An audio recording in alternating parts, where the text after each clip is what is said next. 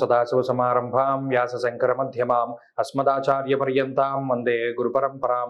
జ్యోతిష్ శాస్త్రాన్ని భావితరాల వారికి ప్రసాదించిన ఋషుల యొక్క పాదపద్మాలకి నమస్కారం చేసుకుంటూ, అలాగే నాకు ఈ జ్యోతిష విద్యను నేర్పిన గురువర్యులు జ్యోతిష బ్రహ్మ కీర్తిశేషులు శ్రీ ఈరంకి సూర్యనారాయణమూర్తి గారు, సూర్యశ్రీ దైవజ్ఞ గారి యొక్క పాదపద్మాలకి నమస్కారం చేసుకుంటూ, ఓం శ్రీ మహాగణాధిపతి నమః, శ్రీ గురుభ్యో నమః, హరి ఓం. వీక్షకులందరికీ నమస్కారం. ఫిబ్రవరి నెల 4వ తారీఖు లగాయితూ ఫిబ్రవరి 10వ తారీఖు శనివారం వరకు ఉండేటువంటి గ్రహగతుల ఆధారంగా ద్వాదశ రాసుల వారికి ఈ వారం ఏ విధమైనటువంటి శుభాశుభ ఫలితాలు కలగబోతూ ఉన్నాయో ఈ కార్యక్రమం ద్వారా తెలుసుకుందాం. అందులో భాగంగా ఈ వారం ఉండేటువంటి గ్రహగతులను గమనిద్దాం. ముఖ్యంగా ఈ వారంలో గురుగ్రహం మేషరాశి యందు సంచారం చేస్తూ ఉండగా, కేతువు కన్యా రాశి యందు, అలాగే ధను రాశి యందు శుక్రుడు సంచారం చేస్తూ ఉండగా, మకర రాశి యందు కుజగ్రహం, బుధగ్రహం, అలాగే రవిగ్రహం సంచరిస్తూ ఉన్నారు. కుంభరాశి యందు శనేశ్వరుడు, మీనమందు రాహుగ్రహం సంచరిస్తూ ఉండగా, చంద్రుడు ఈ వారంలో వృశ్చికం, ధనస్సు, మకర రాశుల యందు ఆయన యొక్క సంచారాన్ని కొనసాగిస్తూ ఉన్నారు. ఇటువంటి పరిస్థితుల్లో ద్వాదశ రాశుల వారికి ఏ విధమైనటువంటి శుభాశుభ ఫలితాలు కలగబోతున్నా తెలుసుకుందాం. వృశ్చిక రాశి వారికి ఈ వారం గ్రహస్థితి చాలా అనుకూలంగా గోచరిస్తూ ఉన్నది. ముఖ్యంగా రవి, కుజగ్రహాలు తృతీయ స్థానమందు యోగిస్తూ ఉండడం ఇది బలమైనటువంటి గ్రహ సంపత్తిగా చెప్పవచ్చును. అంతేకాక శుక్రుని యొక్క స్థితి 2వ స్థానమందు శుక్రుడు, అలాగే జన్మ రాశి యందు చంద్రుని యొక్క స్థితి బలీయంగా కనబడుతూ ఉన్నది. దీనివల్ల 3 నుండి 4 గ్రహాల తాలూకు శుభ ఫలితాలు వస్తూ ఉండడం వల్ల మానసిక ప్రశాంతత అధికంగా ఉంటుంది.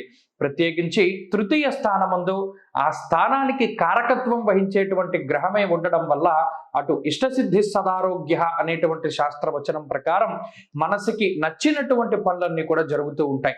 గత కొద్ది కాలంగా ఏదైనా వృత్తి ఉద్యోగాల పరంగానో, కుటుంబ సభ్యులతోనో, మిత్రులతోనో మొహమాటం కొద్దీ ఇబ్బంది పడుతూ చేస్తూ ఉన్నటువంటి పనులు ఏవైతే ఉన్నాయో వాటి నుండి కరాఖండిగా బయటకు వస్తారు. దీనివల్ల ఏదో ఒక పెద్ద ఉపద్రవం తప్పినట్టు, ఏదో ఒక గొప్ప మానసికమైనటువంటి ప్రశాంతత వచ్చినట్టు మీరు ఆ రకమైనటువంటి భావనని అనుభవించడానికి అవకాశం ఉంటుంది. అంతేకాక ఆర్థిక స్వేచ్ఛ ఉంటుంది.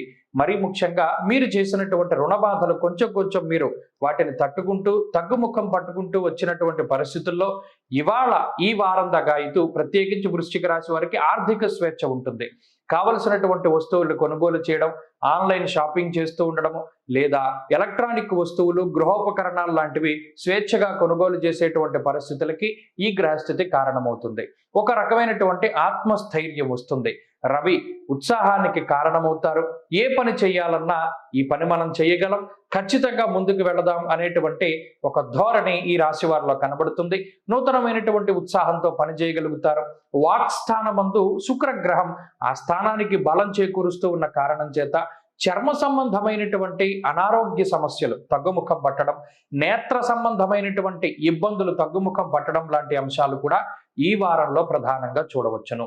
కుటుంబ సభ్యులు, జీవిత భాగస్వామి, మిత్రులు, బంధువులు వీరితోటి ఉండేటువంటి సఖ్యత కూడా పెంపొందుతూ ఉంటుంది.